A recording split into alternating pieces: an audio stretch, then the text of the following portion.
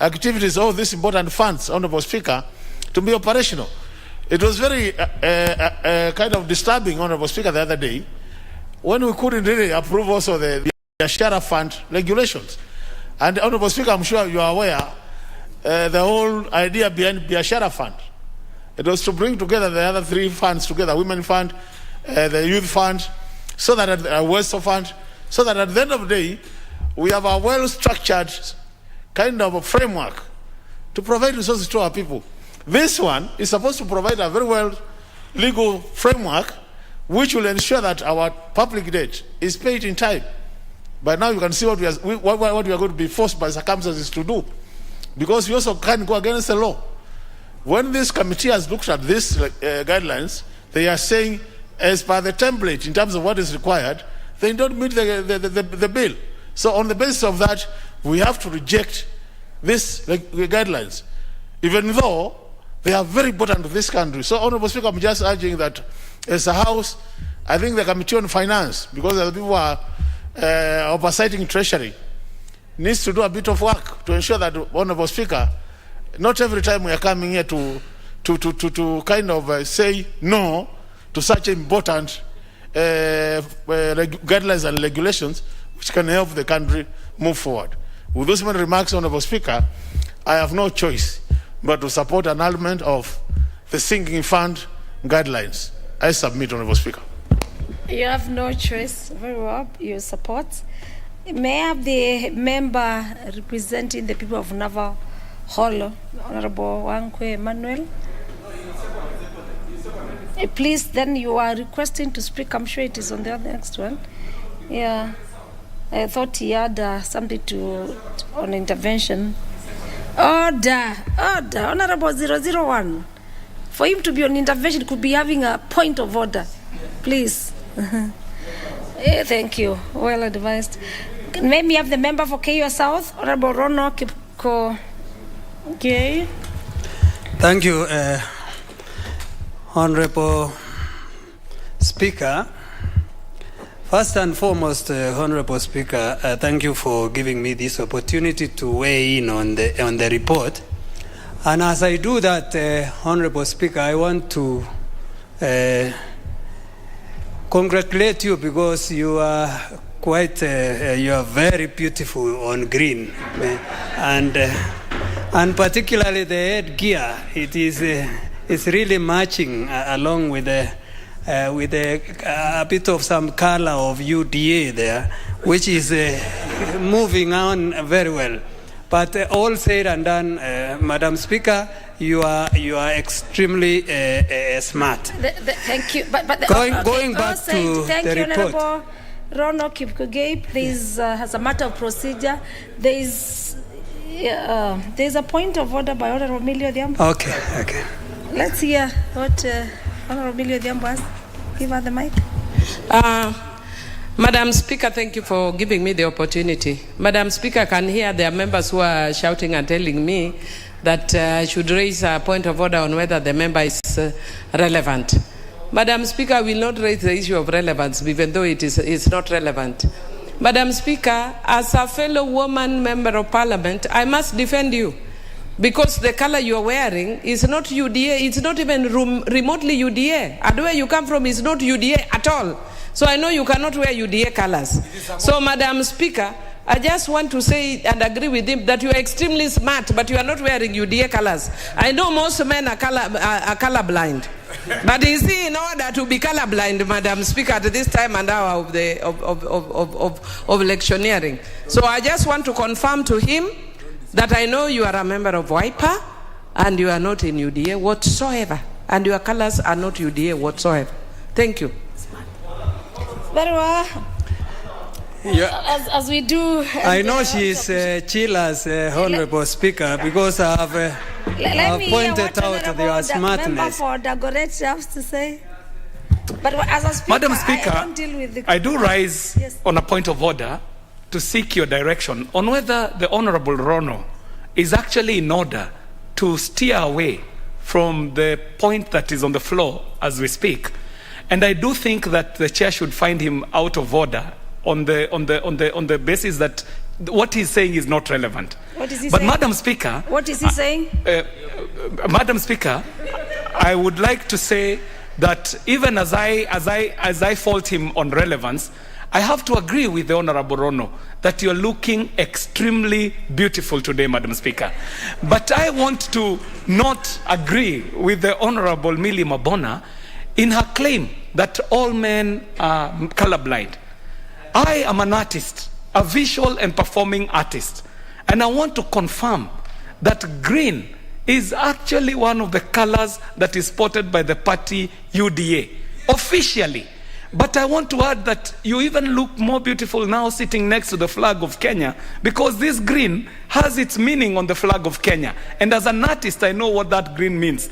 We are seeing that Very well, plenty your has point is actually taken, been your found point is within taken. our board. Let's get these members. Let me hear from the member for Navakolo who was on a point of order before I just... Thank you, Honourable Speaker. Honourable Speaker, yes. Mine is to ask whether the member, or the Honourable Rono, is in order to fail to understand Madam Speaker. I know he's educated, he's gone to school. Is he in order, Madam Speaker, to fail to understand the difference between being smart and being beautiful? Thank you, Madam Speaker. Very well. Very well. Members, you're also been so irrelevant. You're so been so irrelevant. Let me, Honorable Dr. Makali Moore, maybe you can put the house before. Yes, it's on our point of order. Thank you, Honorable Speaker. Honorable Speaker, you know, I want to assure honorable members that the most beautiful women in this country come from our region. So now we are all out of order. You are not in the right. You are doing the right thing. So just appreciate it. Let's focus on the business. You can send your sons back to our site. We provide more for you. But it is actually our weakness. We have such beautiful ladies. No, super women. We have one here. Very well, members. It was a good. We have one here. Okay, thank you, Honorable Speaker. Otherwise, I think we need thank you very much for appreciating what the cameramen can do in terms of bringing beautiful women to this earth. Nothing is out of order. Honorable Sankok, what is out of order? Unless Honorable Makali is out of order or Honorable Navakol is out of order, I can say there's nothing out of order in this house, but we are eating on time for the Honorable member was to contribute. But let me hear you. Honorable Speaker, I can confirm that you are always extremely beautiful, whether in green or in yellow or now, in blue. Very well. But what Honorable Rono had said, I've confirmed what all members have been saying. And I want to ask Millie Odhiambo, don't be jealous, because all of us are created differently. Order, members. Yes, Order, members. Order now. Now we are taking the debate too far. Other members, we have a motion on the floor to debate, and we had the Honorable Rono. Please let us observe relevance as guided by our own standing orders. Honorable Rono, also, please get to the business of the motion. But I must say thank you. Thank you, Honorable Speaker. Where I am a speaker is non-partial, or I belong to Wiper Democracy. May I conclude, Honorable Speaker, that you are smart and beautiful. Get to you. And we conclude that way. Okay, make your point now on the motion. May I point out, as my colleague Honorable Sangoke had said, this country needs to see the level of the debt that we have and the current development in place, whether it's in tandem. Because when you look at our debt, for example, Honorable Speaker, it is ridiculously high compared to the level of the development that we have in place in our country. Reducing debt is a very important issue facing this country at this point in time. And it is what this House should focus on, what the executive should focus on, and of course without increasing the level of taxes. So, Honorable Speaker, I want to support the motion that is in place at the moment, and I want to plead with this House. Let us focus on the policies that will assist this country to reduce debt, and not only to reduce debt, but to equally reduce the taxes that the citizens are paying. Not, of course, to wish away the development currently ongoing in Kenya. Thank you, Honorable Speaker. Very well. You're on record. You are supporting. Honorable members, for those who have just come in, we are on order number 14. That's a motion on order number 14. On an element of the Public Finance Management Sinking Fund Guidelines 2021. Let me have the member for Suba North, Honorable Odhiambo Akoth. Honorable Millie Odhiambo, contribution. Thank you, Madam Speaker. Madam Speaker, that was actually the intervention for the earlier point of order. Thank you. Very well. Then let me have for this matter the representative of the people of Dagoretti South, the Honorable Waweru Kiari. The Honorable Waweru Kiari, use the mic behind you. Thank you very much, Madam Speaker. Very well. And I do stand to support the committee's report that we annul these regulations in their entirety. Madam Speaker, it is not the hobby of Parliament to be annulling regulations. This House does not enjoy taking back work to committees and the committees taking back work to the relevant ministries. But Madam Speaker, the way these regulations have been crafted and as have been faulted by the committee report are actually pointing to a danger in the ministry. And the danger that is there is actually laziness, Mr. Speaker, because the faults that we are seeing and reading from the committee report are actually careless mistakes that could have actually been picked up by any officer in the ministry before these regulations were forwarded to the committee for approval, Madam Speaker. Madam Speaker, it is also regrettable that this is not the first time that we are taking back regulations to Treasury. Treasury is becoming a perennial offender. Madam Speaker, the devil is always in the detail.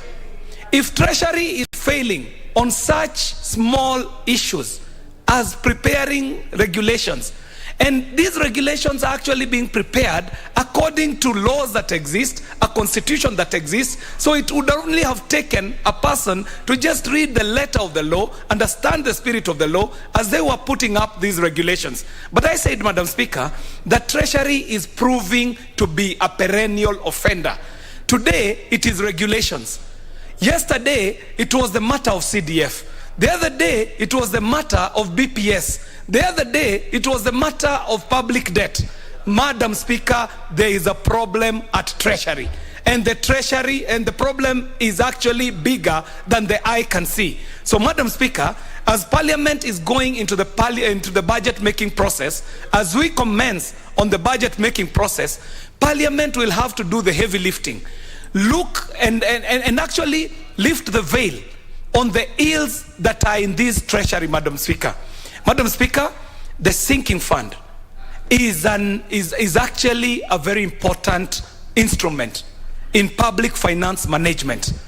Madam Speaker, today, our country is actually choking under the weight of debt. Madam Speaker, we are being told that this country is borrowing close to 2.5 billion shillings every day. Monies that if we started to pay today, Madam Speaker, we would be paying all the way to the year 2099. But that is just the headline, Madam Speaker. If we dig deeper, we will find out that even how this debt is being reported could also be in the same manner that we are being told that collections by KRA are happening, Madam Speaker. It is on record the Treasury is reporting to us that they have gone over and above the targets that they had set in terms of revenue collection. But that is the story that we are being told. The reality on the ground, Madam Speaker, however, is extremely different. As we speak today, Treasury cannot honor its obligations to government, and even to the main government, and even to the devolved funds like the funds to the counties, and even CDF, Madam Speaker. So we want to know, what is it that is happening at Treasury that they could be goofing on matters regulation, goofing on matters obligations, goofing on mega issues like public debt management, and even the very basic job that they should be doing, which is public finance management. So, Madam Speaker, I do stand to support the annulment in entirety of the regulations, as has been commended by the report that was brought to this by the committee through the very able Professor Oundo. Thank you very much, Madam Speaker. Very well. We have a request by the member for Garissa Township, the Honorable Duale Aden, and I confirm that is consulting in our consultation room. Honourable members, there have been no any other member interested or proposing or requesting to speak to this motion, number 14. I therefore call upon the mover to reply. The Honourable Oundo Ojiambo, the member for Funyula. Thank you, Honourable Speaker.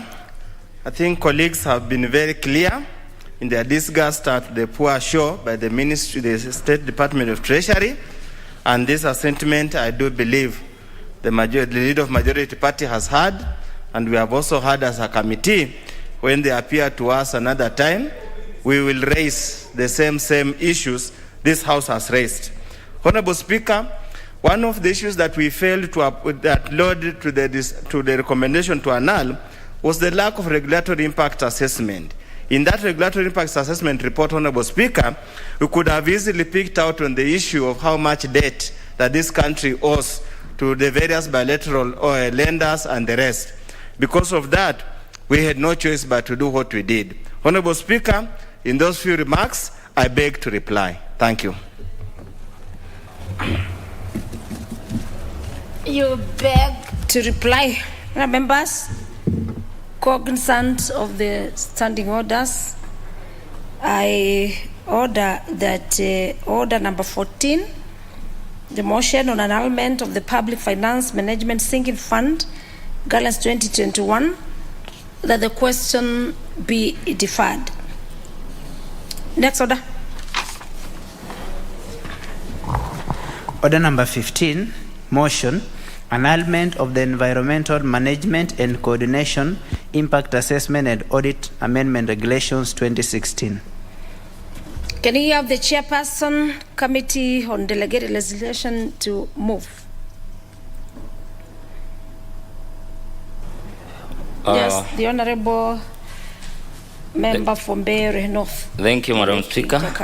I beg to move that this House adopts the report of the Committee on Delegated Legislation on its consideration of the Environmental Management and Coordination Assessment and Audit Amendment Regulations 2016, laid on the table of the House on Wednesday, November 10th, 2021, pursuant to the provisions of Section 18 of the Statutory Instruments Act 2013 and Standing Order 2010, annuls in its entirety the Environment Management and Coordination Impact Assessment and Audit Management Regulations 2016, published as legal notice number 149, 2016.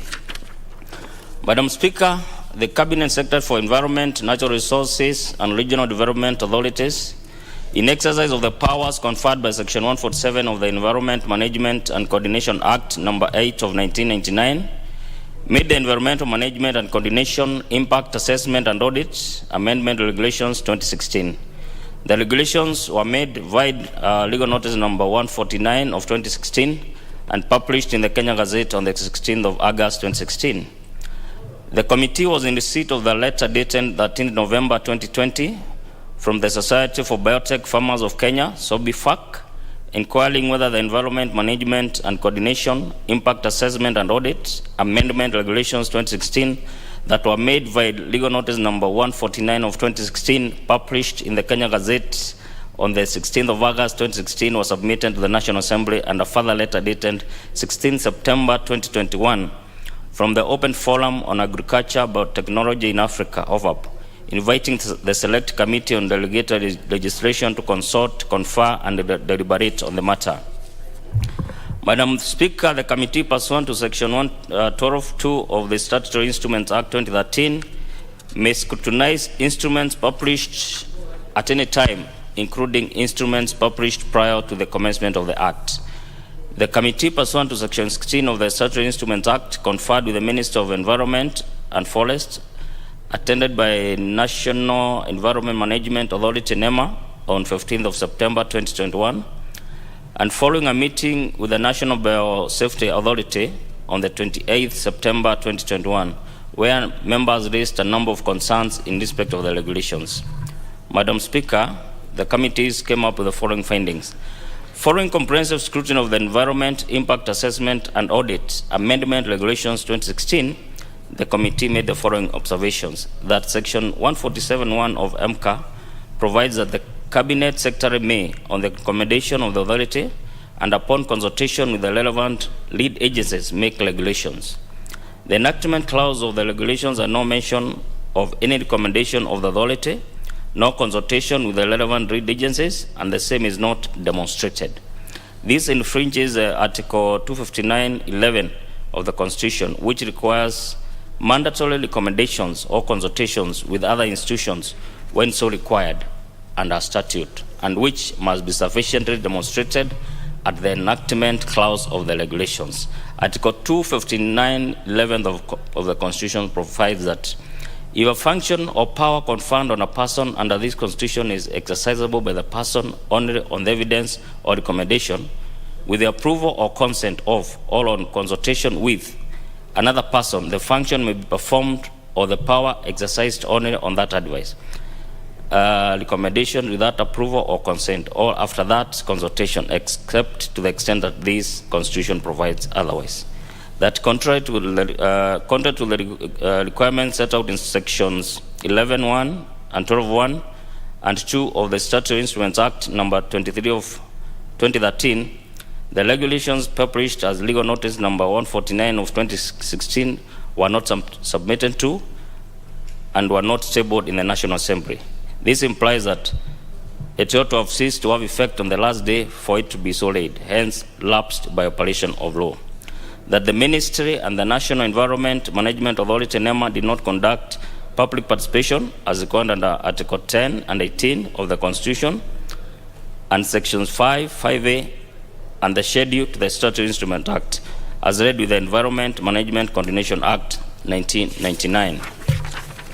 So that, Madam Speaker, that contrary to Section 11(2) of the Statutory Instruments Act, there was no explanatory memorandum made to the regulations providing for the purpose of the statutory instrument and the legislative context, policy, or background, and there were no consultations.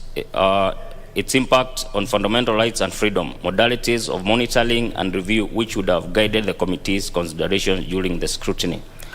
Madam Speaker, having examined the conformity of the Environment, Impact Assessment and Audit Amendment Regulations 2016, published for legal notice number 149 of 2016, with the Constitution, the Interpretations and General Provisions Act, Cap 2, the Statutory Instruments Act 2013, number 23 of 2013, and the Environmental Management and Coordination Act, number 8 of 1999, pursuant to which they were made, the committee recommends that the House annuls in its entirety the said statutory instrument for non-compliance with the Constitution, the relevant statutes, and the National Assembly standing orders.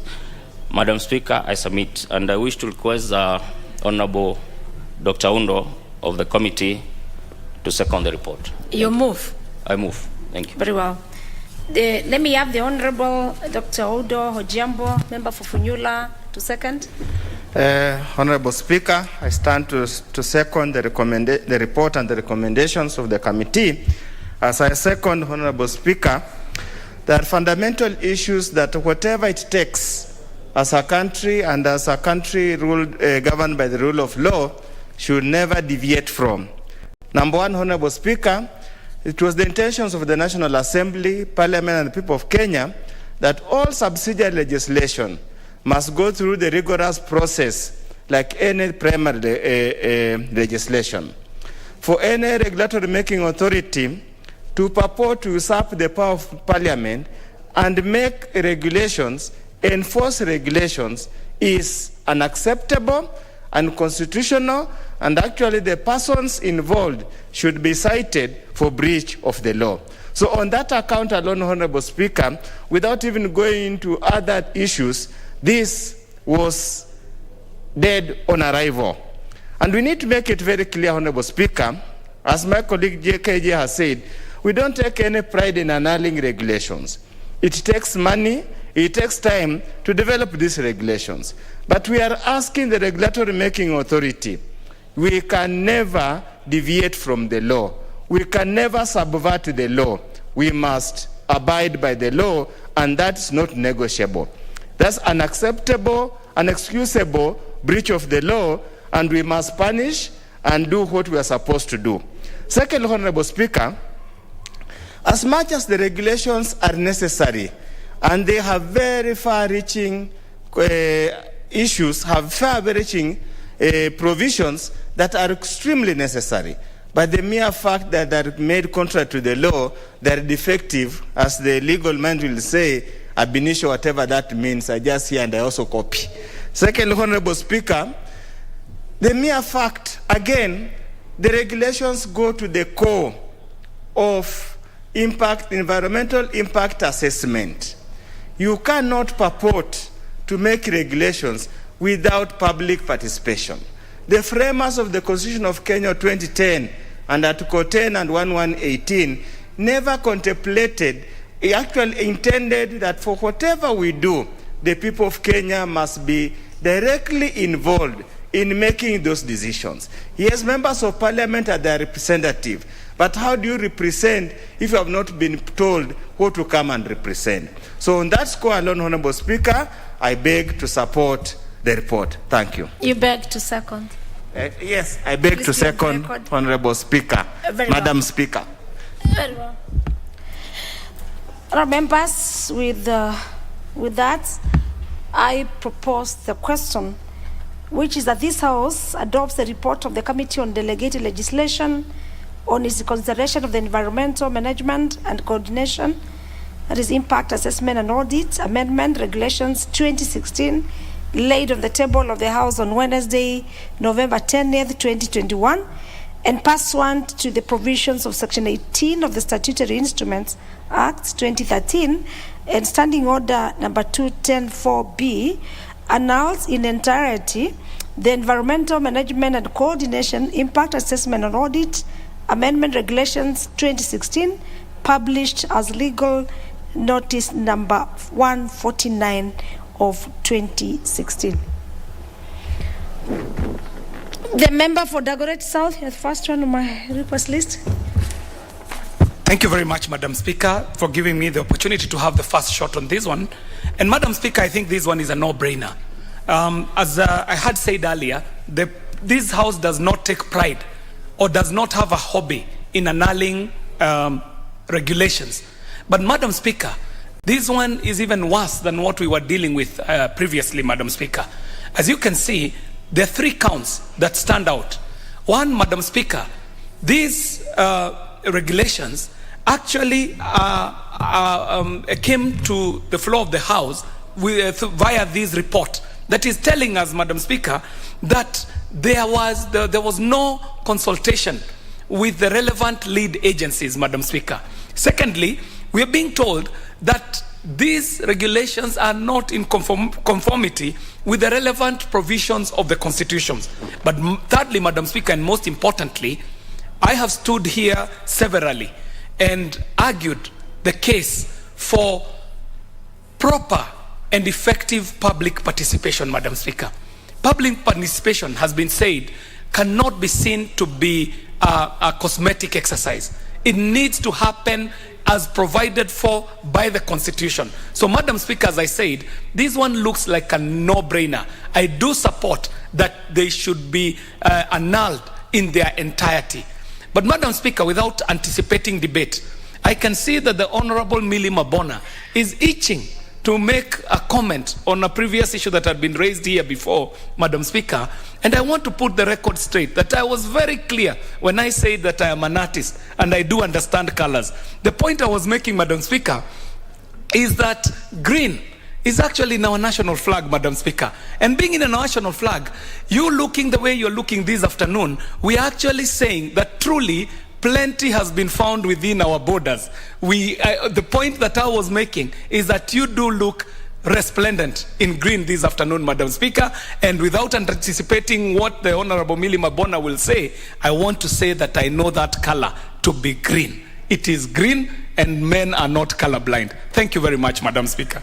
Very well. The issue of colors is not part of the debate, and I confirm that even my surgery terms are in green. So I expected you to say, yeah. So here we are debating serious business. Members, there have been no any other requests from a member to speak to motion order number 15. I do order again cognizant and of the standing orders. Now that there is no any interest, I thought that any other member would be raising, or whoever does not have a card. So for this matter, I call upon the mover to reply. The Honourable Member. Thank you, Madam Speaker. This was very short, but it was expected. As you've heard from those that have spoken on this motion, there was no public consultation, there was no public participation. The agencies, the lead agencies were never consulted on this one. The people that were to be affected by these regulations were never consulted. So it goes without saying that, Madam Speaker, even the members of Parliament know that nothing was done by the regulatory making authority, and as such, we agree that these regulations should be annulled in their entirety, and I move to reply, Madam Speaker. Thank you. Very well. With that, then, members, aware of the standing orders in application, I order that putting of the question on order number 15, that is a motion on annulment of the environmental management and national impact assessment and audit amendment regulations 2016 be deferred. Next order.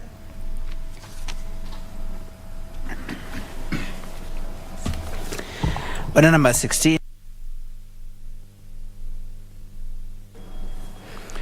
Order number 16, the Wildlife Conservation and Management Amendment Bill, Senate Bill number 30 of 2020, second reading. Can we have the moving of the second reading by the Chairperson, Departmental Committee on Environment and Natural Resources, if he's in the house? Where is the Chairperson? I'm sure the leader of majority had indicated that he had some message, but now that leader is also consulting. I am aware that the leader of majority has something to say on that. Yes. Please, leader of majority. Leader of majority on order number 16. Yeah, Honorable Speaker, my apologies. The Committee on the Environment is in a meeting. I think they are going through some election, and hence have requested that we step down this matter until they can reconstitute themselves and bring it probably in the course of next week. So we can move, if you could. Okay. Yeah. Having listened to the leader of majority and members, I'm convinced on the status of the order number 16, and I do therefore order that order number 16 is deferred. Next order. Order number 17, the Mental Health Amendment Bill, Senate Bill number 28 of 2020, second reading. Again, the chairperson, Departmental Committee on Health.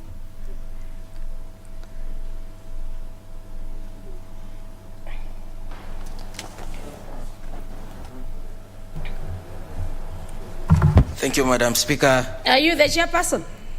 I'm the Vice Chair. You are the vice chair? Yes. So the chairperson has blessed, of course, Badala ya Musa ni Hussein. Thank you. Thank you. Yes, you are in order. I confirm they are the vice chair. Yes, Madam Speaker. Order number 17. Yes. Very well, thank you. Madam Speaker, I beg to move the mental health amendment. Madam Speaker, the Mental Health Amendment Senate Bill number 28 of 2021 bill was published on 30th November 2020. It underwent first reading on 13th October 2021 in the National Assembly and thereafter committed to the Departmental Committee on Health for consideration and reporting to the House.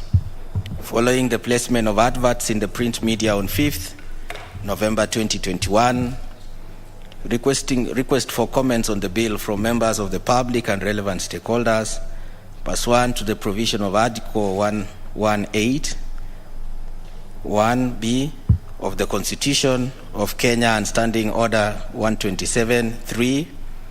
The committee received a memoranda from stakeholders and thereafter held meetings, both in-house and with different stakeholders in consideration of the Mental Health Amendment Bill, Senate Bill number 28 of 2020. Yes.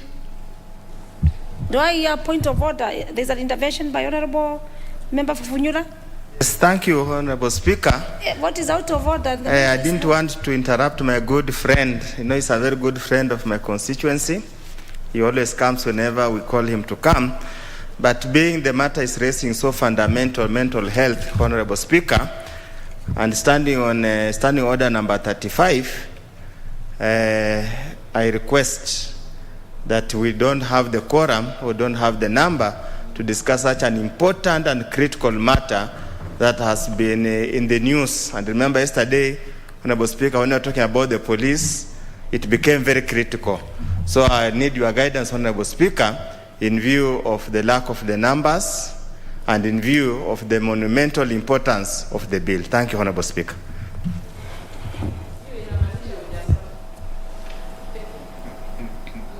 Very well.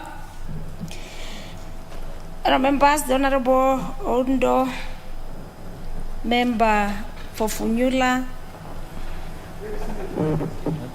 has stood on a point of order.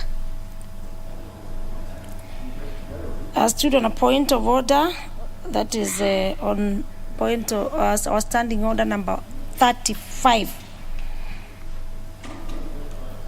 Kwa Kiswahili wanasema akidi wakati wa shughuli za kikao.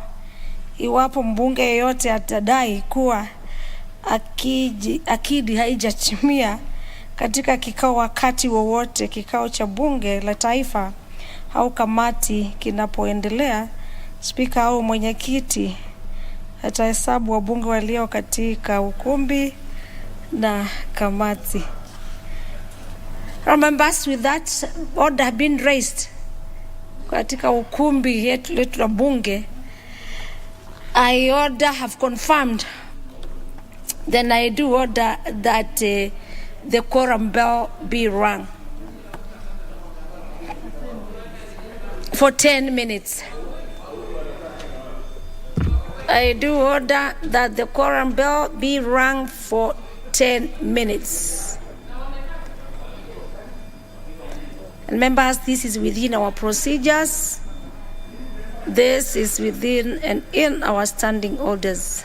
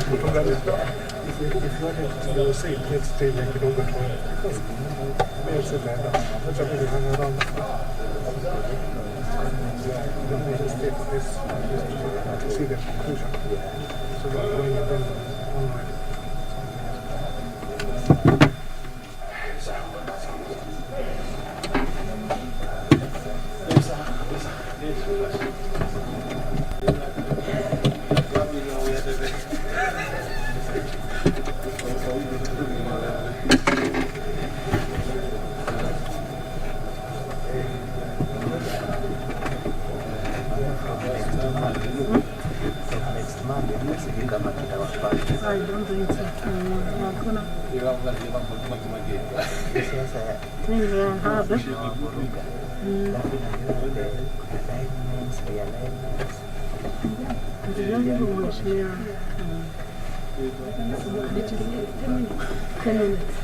And he started at the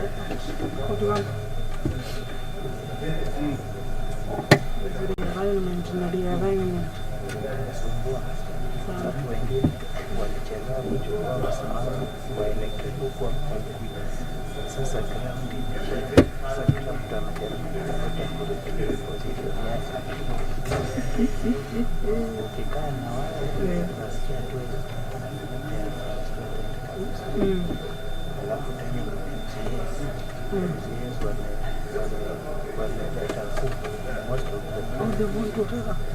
You want to come here?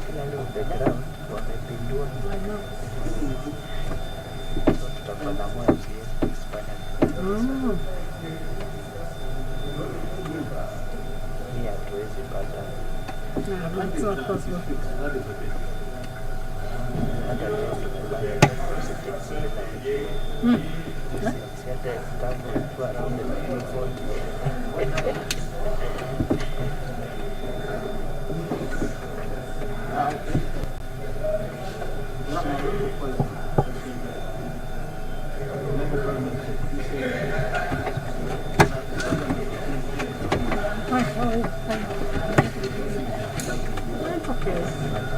I'm waiting for office. We have done the house. So we go from. We go.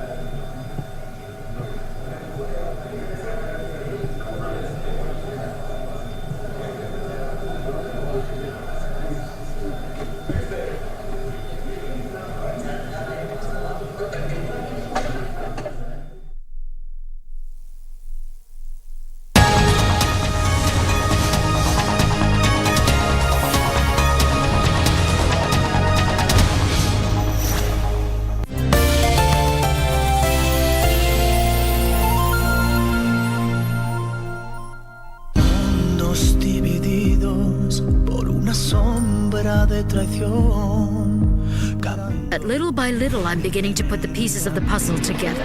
I'll find out what happened that night, and to be honest, things are not going to look good for you. What if instead of having Alonso as your enemy, you can turn him into your friend? Maybe even more than friends. You're someone important to me. Except that you don't love me. I would like you to forgive me for whatever I may have done to offend you. Everything seems to be duly registered. No, I don't believe everything's legal, attorney. There has to be something. We'll know what I'm talking about soon enough. When your girlfriend takes off her mask, you will remember what I said. Lying heart.